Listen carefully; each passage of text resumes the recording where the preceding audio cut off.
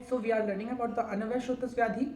First of all, we have to complete. We are completed Aruchi, Agnimath, and Ajirna. Now we are studying about Anah, आद्यमान and आटोप. ये तीनों terminology frequently use होती हैं और तीनों के बीच का डिफरेंस भी बहुत क्या बोला जाता है, बहुत सिमिलर टाइप्स का है, लेकिन तीनों एक दूसरे से डिफरेंट मतलब अंतर रखते हैं कि अनाह से अलग आटोप है, आटोप से अलग आद्यमान है. ठीक है, ये तीनों एक ही व्याधि नहीं है, तीनों अलग अलग व्याधि हैं. तो इसमें हम लोग ये पढ़ने जा रहे हैं.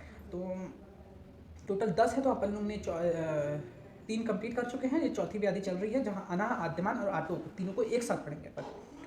तो अनाह, अनाह क्या होता है?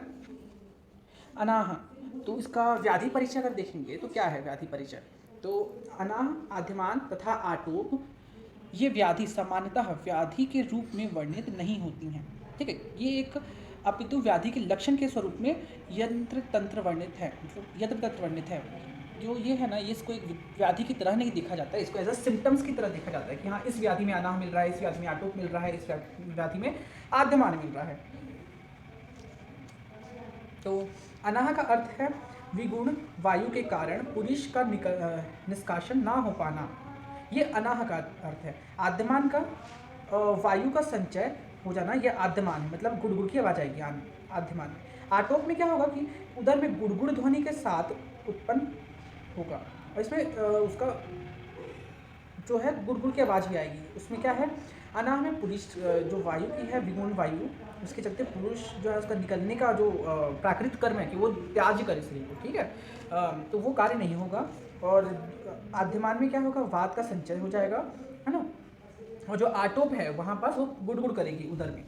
तो अनाह को देखते हैं. कॉन्स्टिपेशन क्या होता है? तो आचार्य सुश्रुत मत अनुसार वायु का विगुण के कारण आम या अपक्व अन्न रस का संचित होता है तथा अवरुद्ध होकर पूरी शरीर में बाहर नहीं निकल पाता है, तथा वायु उदर तथा अधो वायु के रूप में निष्कासित नहीं हो पाती, जिस कारण से अनाह की उत्पत्ति हो जाती है ना. तो इसमें बोला क्या गया है कि अवरुद्ध हुई पूरी शरीर को बाहर नहीं निकल पाता. ठीक है, जिसे जो वायु उद्गार तथा अधोवेग, जो वायु उद्गार है ना, वो अधोवायु के रूप में निष्कासित नहीं हो पाती. इसी के कारण अनाह की उत्पत्ति हो जाती है. निरुक्ति देखा जाए तो क्या है अनाह की निरुक्ति? तो मधुकोश कर के अनुसार मल तथा अपान वायु के विगुणता से वायु की ऊर्ध्व तथा अधः प्रवृत्ति का ना होना ही अनाह कहा जाता है.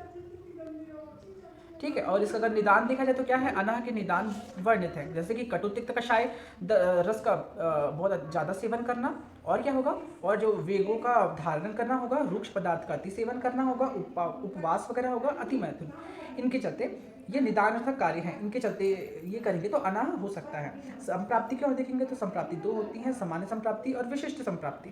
तो सामान्य संप्राप्ति क्या होगा, उपयुक्त निदानों का अत्यधिक सेवन करना. ठीक है, इससे क्या होगा, वायु विगुणता होकर पुरुष का अवरोध कर देती है तथा उसकी ऊर्ध्व अथवा अधः प्रवृत्ति नहीं हो पाती, जिस कारण से अनाह की उत्पत्ति हो जाती है. संप्राप्ति. अब इसकी विशिष्ट संप्राप्ति देखेंगे तो विशिष्ट संप्राप्ति 2 भाग में होती है, संप्राप्ति चक्र और संप्राप्ति घटक.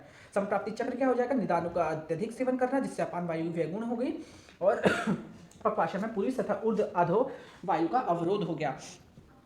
तो जो इससे क्या होगा, पुरुष और उद्गार तथा अधो वायु की अप्रवृत्ति होगी, जिसके चलते अनाह रोग की उत्पत्ति हो गई है. अब संप्राप्ति घटक देखेंगे तो यही होता है देश, तूष, स्रोतस, अधिष्ठान, स्रोतोदृष्टि, अग्नि, स्वभाव और साध्या साध्यता. तो दोष क्या है, अपान वायु वात है. दूष्य क्या है, पक्वा अपक्व अन्न रस पुरुष, अपक्व रस अन्न और पुरुष. संप्राप्ति चक्र है ये, संप्राप्ति घटक है ये. तो अपक्व अन्न रस और पुरुष ये हो गया. अब स्रोतोदृष्टि कैसे, स्रोतस कौन कौन से हैं, अन्न व स्रोतस और पुरुष व स्रोतस. स्रोतोदृष्टि कैसी हो रही है, विमार्गमन हो रहा है और संख हो रहा है. ठीक है, अग्नि कैसी है, मंदता मिलेगी, मतलब मंदाग्नि मिलेगी. स्वभाव कैसा होगा, आशुकारी होगा, और साध्यता की बात की जाए तो साध्य होगा. भेद की बात की जाए तो इसके 2 भेद होते हैं, आमश उत्थ या आमज अनाह, और दूसरा होगा पक्वाश उत्थ तथा पुरुष जन्य अनाह. ठीक है, जो लक्षण होंगे आचार्य चरक के मत अनुसार अनाह के निम्न लक्षण बताए गए हैं. वहीं अगर इसके लक्षण की बात करी जाए तो आचार्य चरक ने बहुत से बताया, जैसे कि हृदय स्तब्ध है ना, स्टिफनेस लगेगा छाती में. शिरो रोग हो जाएगा, शरीर में भारीपन लगेगा, उद्गार का अवरोध हो जाएगा, ठीक है, जो बिल्चिंग होने वाली है वो उसके ऑब्स्ट्रक्शन आ जाएगा, पीनस हो जाएगा, राइनाइटिस। अच्छा, सुश्रुत ने क्या बताए हैं लक्षण? चलो आपने 5 बताए थे, सुश्रुत ने भी 5 बताए हैं। तो पॉलीडिप्सिया होगा, प्रतिशाय हो जाएगा, सिरो रोग होगा। सुश्रुत ने जो लक्षण बताए हैं तो तृष्णा है, प्रतिशाय है, सिर विदाह है, उरा शूल है और हलरास है, ठीक है। भेद अनुसार अगर लक्षण देखा जाएगा तो क्या है? आमज अनाह के लक्षण। तो आमज अनाह के लक्षण क्या होंगे? निम्न प्रकार से, आमश में सूल होगा, उद्गार विघात हो जाएगा, मतलब नहीं होगा, तृष्णा होगी, सिरदाह होगा, गौरव लगेगा, प्रतिशाय हो जाएगा और हृदय स्तब्धता लगेगी, मतलब चेस्ट में एकदम जगड़ाहट से लगेगी। पुरुष अनाह के लक्षण क्या होंगे? सुश्रुत ने बताए हैं। तो पुरुष अनाह के कटी तथा पृष्ठ की स्तब्धता हो जाएगा, मूत्र तथा पुरुष अवरोध हो जाएगा, सूल होगा, मूर्छा होगा, श्वास में पुरुष की गंध आने लगेगी और अल्सक हो सकता है, ठीक है, अल्सक। और मॉडर्न में से कॉन्स्टिपेशन बताया गया है, इसका डेफिनेशन ये है, 3 तरह से होते हैं ये। जब 25% से कम स्टूल पास होने लगे, वाटर रिटेंशन कम हो जाए, ठीक है, the absorption of water in large intestine reduce हो जाएगा, ठीक है, तो इसीलिए बोला जाता है इसे। पुअर लाइफ स्टाइल के चलते हो सकता है, हाइपोथैलेमिक डिसऑर्डर होगा तो हो सकता है। तो इधर पास अपन लोग अनाह के बारे में पढ़ लिए। नेक्स्ट वीडियो में हम लोग आद्यमान के बारे में पढ़ेंगे।